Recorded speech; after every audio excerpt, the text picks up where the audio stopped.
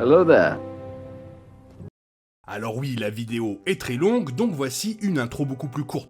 Voici un guide complet contenant tous les pouvoirs de la Force, que ce soit pour les Jedi ou pour les Sith, et plus encore, et c'est juste après ça.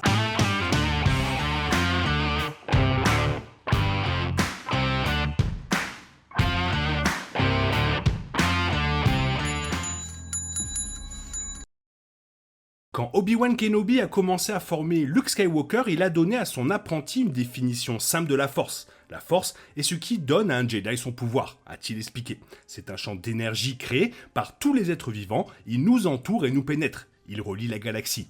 Bon, il simplifie à l'excès, bien sûr, et depuis lors la franchise Star Wars s'est construite sur la mythologie de la Force. Bien qu'ils aient certains pouvoirs de base en commun, les Jedi et les Sith puisent dans la Force de manière très différente. Un Jedi sert le côté lumineux de la Force, utilisant son pouvoir conformément à la volonté de celle-ci, toujours pour la défense et jamais pour l'attaque. En revanche, un Sith est juré du côté obscur de la Force, exerçant sa propre volonté sur la Force. Le côté obscur de la Force est une voie vers de nombreuses capacités que certains considèrent comme non naturelles, à observer Palpatine dans la Revanche des Sith, et répétées dans l'Ascension des Skywalker. Certains liens avec Star Wars ont suggéré que l'équilibre est un troisième aspect de la Force, qui intègre vraisemblablement toute une gamme d'autres capacités de celle-ci. Rey semble être un agent d'équilibre plutôt que se servant de la lumière, expliquant ses pouvoirs uniques dans l'Ascension des Skywalker. Voici un guide pour tous les pouvoirs de la Force, y compris les capacités associées au côté clair, au côté obscur et même à l'équilibre. La capacité la plus élémentaire de la Force est la conscience de la Force. Au fur et à mesure qu'un Jedi ou un Sith potentiel s'ouvre à la Force, il y devient naturellement de plus en plus sensible. Le premier exemple canon de sensibilité à la Force a été vu quand Obi-Wan Kenobi a senti la destruction d'Alderaan alors que le faucon volait dans l'hyperespace. Notez que Luke Skywalker, qui venait de commencer sa formation à ce moment-là, et était donc à peine ouvert à la Force, ne l'a même pas senti. Plus récemment, dans l'ascension des Skywalker, Finn avait un sens inné envers Rey, avec qui il avait un lien très fort. Tout se résumait à un sentiment. Pendant la Haute République, des siècles avant les événements de la menace fantôme, les Jedi semblent avoir été capables d'aller plus loin et d'avoir une connaissance intuitive de la Force elle-même. Vernestra Rwoh, par exemple, a littéralement reçu des instructions sur la façon de modifier son sabre laser en un fouet lumineux. L'ensemble du design m'est venu au milieu de la nuit, il y a quelques semaines, a-t-elle expliqué lorsqu'un padawan lui a demandé comment elle avait fait la modification. Un aspirant Jedi ou Sith commence sa formation en apprenant à bloquer les tirs de blaster avec un sabre laser. Selon le livre de fées dans l'univers Secret of the Jedi, c'est parce que la technique aide à développer une conscience profonde de la Force. Le roman Throne Alliance a expliqué que le pouvoir fonctionne à travers un moment de soi-disant double vision, dans lequel un utilisateur de la Force voit à la fois la réalité présente et la menace future. Cet aperçu du futur permet à un Jedi de réagir, mais il doit le faire immédiatement. Ainsi, cette capacité n'est possible que pour quelqu'un qui a développé un certain degré de sensibilité à la Force et qui a appris à faire instinctivement confiance à la Force. Le roman Into the Rising Storm a introduit un pouvoir de force fascinant appelé Pathfinding, qui permet à un pilote de naviguer même dans l'environnement le plus chaotique. Ce pouvoir est particulièrement associé à une race appelée les Talortés, qui ont évolué dans un système stellaire en proie à des tempêtes de météores, et ont développé cette capacité pour les aider à voyager à travers le système en toute sécurité. Comme l'explique le roman d'un Taorté, tous les Taortés avaient un sens inné de l'orientation, ressentant les vibrations du cosmos dans leurs os, mais les compétences de navigation étaient hors de propos. Grâce à ces talents, ils pouvaient sentir l'emplacement de chaque astéroïde, ils n'avaient pas besoin de cartes ou même d'un navidroïde. Tout ce dont ils avaient besoin, c'était la Force. Throne Alliance s'appuie sur cela, introduisant un pouvoir appelé Skywalking. Il s'agit d'une extension logique de la double vision qu'un Jedi ou un Sith utilise pour bloquer les tirs de blaster, appliqué au vol à travers les dangers de navigation des régions inconnues. Cette zone de l'espace est profondément dangereuse, décrite dans Aftermath, Empire End comme un labyrinthe de tempêtes solaires, de magnétosphères voyous, de trous noirs, de puits de gravité et de choses bien plus étranges. Le seul moyen sûr de voyager à travers les régions inconnues est avec un sensible à la Force, qui est capable d'utiliser la double vision pour réagir instinctivement aux dangers de la navigation. Fait intéressant, il y a des preuves que cela peut être un pouvoir d'équilibre plutôt qu'un côté clair ou obscur. Selon Tron Alliance, les jeunes ont tendance à être particulièrement doués pour le skywalking. Secret of the Jedi suggère que les enfants sont naturellement adaptés à l'équilibre, mais qu'ils doivent s'aligner sur la lumière ou l'obscurité. Vraisemblablement, cet alignement rend le skywalking plus difficile. Pourtant, Dark Vador était assez puissant pour le maîtriser malgré tout. Le roman A Test of Courage présente Imri, un padawan de l'ère de la Haute République, qui était très doué au pouvoir de l'orientation. Cela permet à un Jedi qui voyage dans l'espace de se concentrer sur une chose dans la Force et de guider son vaisseau vers elle par instinct. Pris au piège sur une navette abandonnée, Imri est capable de localiser avec succès une lune lointaine et riche en vie afin que lui et ses amis puissent survivre. Apparemment, le pouvoir est normalement du ressort des maîtres Jedi chevronnés qui l'ont pratiqué toute leur vie. Il est raisonnable de supposer que ce pouvoir est lié aux Jedi et Sith, introduits dans la trilogie de la suite, qui était verrouillée sur les vergences de la Force telles que la planète Exegol. L'hyperespace est la clé du voyage spatial à travers la galaxie dans Star Wars, avec des vaisseaux spatiaux dépassant la vitesse de la lumière pour sauter vers un autre plan dimensionnel afin de se déplacer à une vitesse phénoménale. La nature précise de l'hyperespace n'a jamais été correctement expliquée et la Haute République a suggéré qu'elle est bien plus mystérieuse que quiconque ne l'avait jamais imaginé auparavant. En fait, certains Jedi pensaient que l'hyperespace était un aspect de la Force elle-même, et comme preuve, ils ont souligné les pouvoirs étranges possédés par certains utilisateurs de la Force. Le roman Out of the Shadows a introduit un pouvoir de la Force appelé déclenchement dans l'hyperespace, dans lequel l'esprit d'un Jedi se détache de son corps pendant son voyage dans celui-ci et il reçoit des visions d'événements ailleurs dans la galaxie. Cette capacité semble avoir été à la fois rare et difficile à contrôler, la plupart de ces visions étant accordées par la volonté de la Force. Pendant ce temps, un groupe de pirates de l'ère de la Haute République utilisait des routes hyperspatiales tracées par une sensible à la Force qui avait été capable de tracer ce qu'elle appelait des chemins à travers l'hyperespace, des voies qui se fermaient parfois auprès de simples instants en raison de fluctuations gravitationnelles. Out of the Shadows a fait allusion à une relation étroite entre le déclenchement de l'hyperespace et la connaissance des chemins.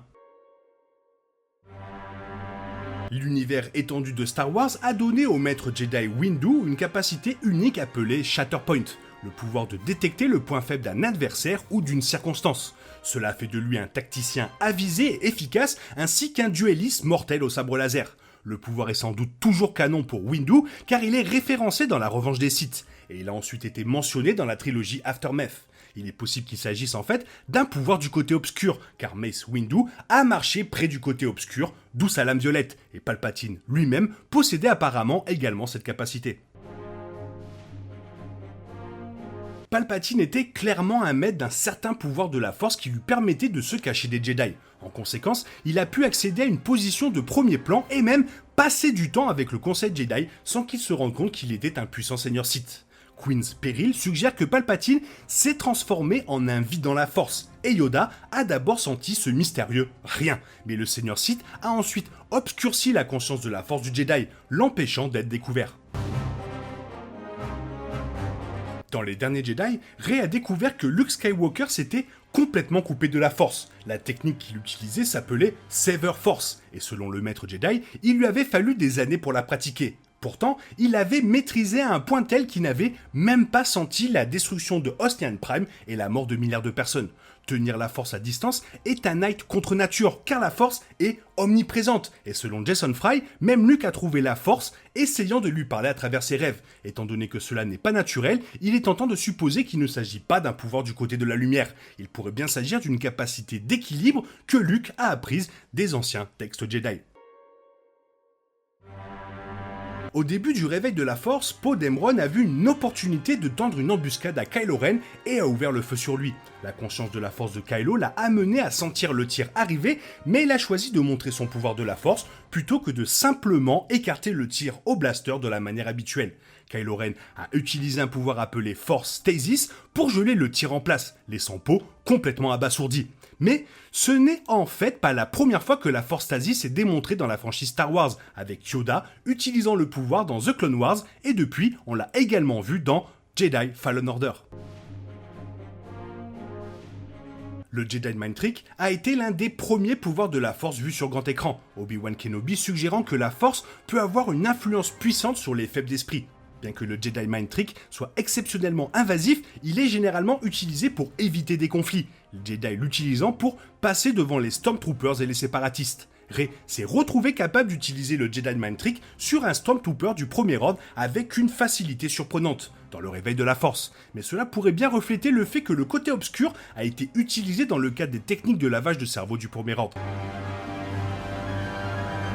Star Wars a révélé pourquoi les Jedi sont de parfaits espions. Ils sont capables d'utiliser leur pouvoir télépathique pour pousser doucement ceux qui les entourent à regarder dans la direction opposée lorsqu'ils passent. Les Jedi appellent ce pouvoir un bouclier de force, et il leur permet de se faufiler à travers les bases ennemies sans se faire repérer. Cela explique sans doute pourquoi Obi-Wan Kenobi a pu infiltrer l'étoile de la mort et saboter ses rayons de tracteur dans le premier film Star Wars.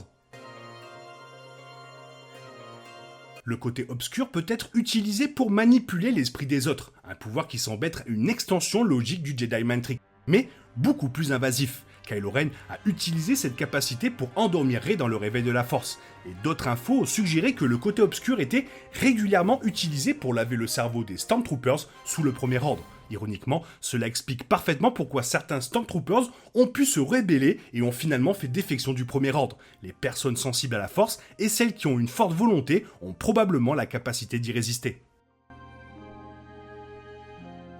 Le roman Out of the Shadows a introduit un nouveau pouvoir mental Jedi, apparemment associé aux sensibles de la Force de la planète Genetia. Le padawan Imri Kantaros a découvert qu'il possédait un remarquable sens de l'empathie et qu'il était capable de lire facilement les émotions de ceux qui l'entouraient. En travaillant avec certains padawans, Imri a appris à étendre cette capacité en manipulant les émotions des autres à proximité, en les calmant ou en les apaisant. Les Jedi craignaient que ce pouvoir ne le rapproche dangereusement du côté obscur, mais ils avaient appris qu'il pouvait être contrôlé à l'aide de certaines techniques méditatives. Le roman Brotherhood présente un variant de ce pouvoir, avec une Jedi padawan nommée Mil Alibet qui possédait une rare capacité à ressentir la douleur des autres. Ce nouveau pouvoir de la Force a aggravé la guerre des clones pour elle, car elle a vécu la souffrance et l'incertitude de la guerre galactique de manière viscérale. Elle a finalement quitté les Jedi et a en fait survécu à l'Ordre 66. Le roman A Test of Courage voit le chevalier Jedi Venestra Rau échouer sur une mystérieuse planète dans la jungle, et elle utilise une forme de télépathie Jedi pour explorer l'environnement qui l'entoure.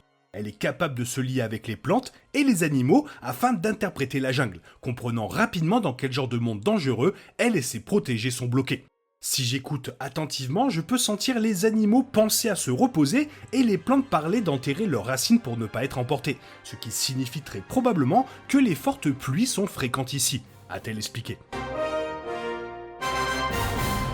Le Mind Probe est un autre pouvoir mental du côté obscur, qui semble être enseigné aussi au début de leur formation, car elle a été démontrée par des gens comme Dark Maul, Dark Vador et finalement Kylo Ren. Selon The Rise of Kylo Ren, le Mind Probe est une autre extension du Jedi Mind Trick, et il a appris du chef suprême Snoke. Kylo Ren est devenu un praticien expérimenté pour ce pouvoir, l'utilisant sur Rey dans le réveil de la Force. Mais là, il s'est vite retourné contre lui. Rey a également pu accéder à l'esprit de Kylo Ren et, selon The Last Jedi, elle a absorbé une partie de ses connaissances sur la Force. On ne sait pas si ce risque est pris chaque fois qu'un sensible à la Force sonde l'esprit d'un autre, ou si la Force d'Iyad naissante en a fait un cas unique. Alors, évidemment, ce n'est qu'une première partie, il y a une deuxième partie qui va arriver très bientôt, la vidéo sera à peu près du même acabit. Toi, qu'est-ce que tu as pensé de cette vidéo jusqu'à maintenant? Fais-le moi savoir dans la zone commentaire, sinon il est temps pour toi de reprendre le cours normal de ta vie, et on se retrouve demain pour une nouvelle vidéo. Bisous bisous, bye bye.